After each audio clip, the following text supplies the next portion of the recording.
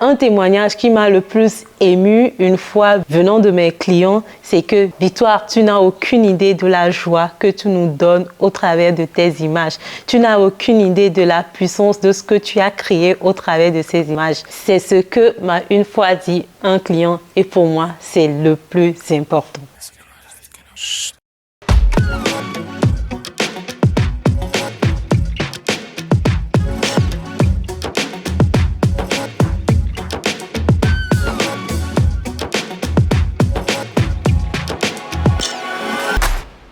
Salut à tous, j'espère que vous allez bien. Alors on se retrouve pour une nouvelle vidéo pour vous donner quelques recettes pour les débutants en photographie de mariage. Alors pour ceux qui ne me connaissent pas, je suis Victoire Agbemihan ou Victoire Keren Hapuk, plus connue sous le nom de Hapuk. Je suis photographe maintenant depuis plus de 10 ans, plus précisément dans la photographie de mariage. Pour ceux qui me connaissent, ils savent que la photographie de mariage, c'est mon truc, c'est ma chose, c'est mon cœur de cible et c'est vraiment mon battement de cœur.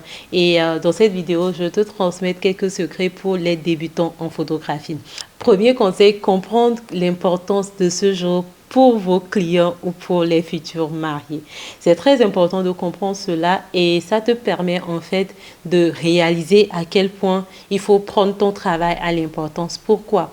Parce que très souvent, ce jour a été prévu ou bien a été programmé depuis des années. Très souvent, des gens préparent ce jour 2 ans à l'avance, 1 an à l'avance. C'est une préparation minutieuse, c'est un jour mémorable qui a été choisi, qui ne reviendra pas, où la mariée va retrouver peut-être ses amis, elle va retrouver ses parents, sa famille, depuis après des années. C'est un jour dans lequel ils ont investi, où ils ont investi de l'argent, ils ont investi financièrement, ils ont investi leur temps, leurs émotions, etc.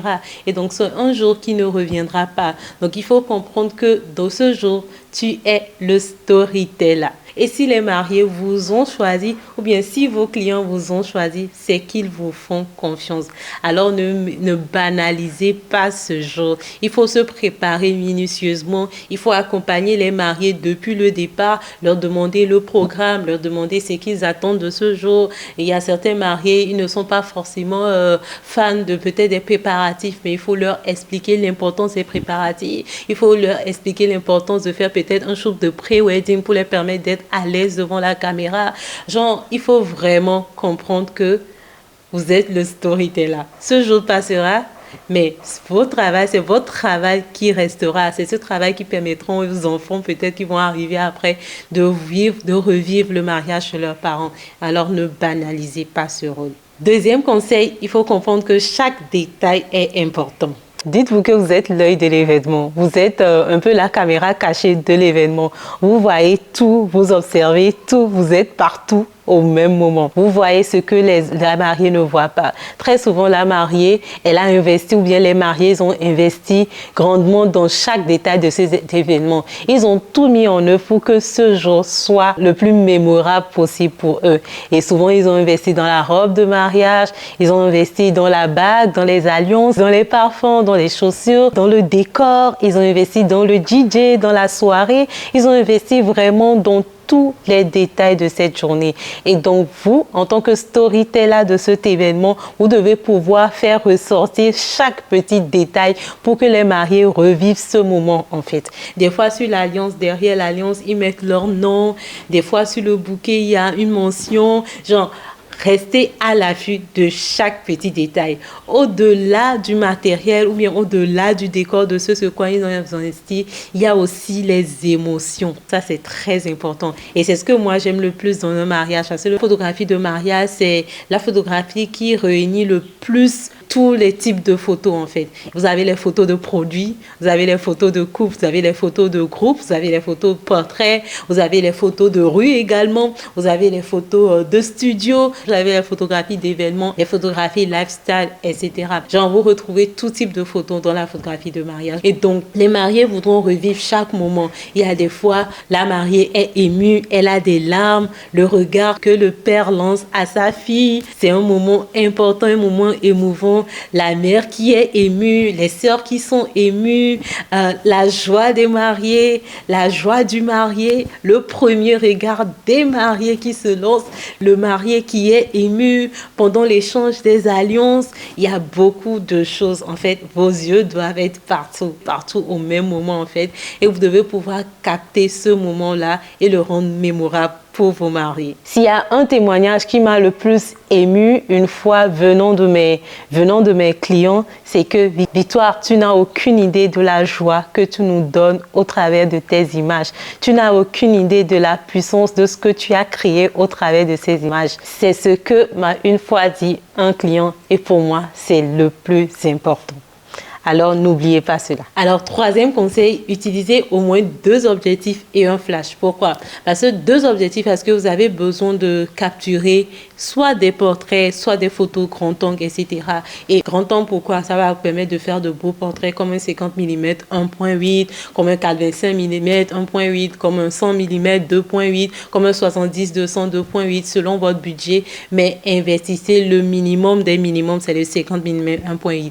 Investissez dans un objectif grand angle, ça va vous permettre de faire de beaux portraits, de pouvoir prendre en photo les visages, les portraits, etc. Et ensuite, favorisez aussi un objectif grand angle, un zoom grand angle. Pourquoi? Ça va vous permettre de prendre des photos de groupe parce que le mariage, c'est beaucoup de photos de groupe, c'est beaucoup de photos d'événements, des gens en déplacement. Ça vous permet de zoomer, de dézoomer facilement, comme un 24-105 mm par exemple, ou un 24-70, qu'importe, mais investissez dans un objectif grand angle, ça va vous sauver la vie. Et deuxième chose, investissez également dans un flash, parce que souvent, la photographie de mariage, vous êtes confronté à différents types d'environnement et d'éclairage. Des fois, la cérémonie peut se dérouler dans une église, et souvent, les églises catholiques, ils ont un grand plafond, ce qui ne vous permet pas d'avoir assez de lumière, ou bien de projeter votre flash au plafond, de revenir, mais en ayant un flash, ça vous permet d'anticiper. Vous avez différents types d'éclairage. Ça peut être en hiver ou bien en soirée. Vous arrivez dans une salle très peu éclairée. Le flash va vous sauver la vie. Et donc, investissez dans un flash. Ça va vous permettre d'anticiper à l'avance, de faire beaucoup de choses ou bien de parer à des imprévus. Quatrième conseil, trouve les différentes poses idéales et change de plan d'observation.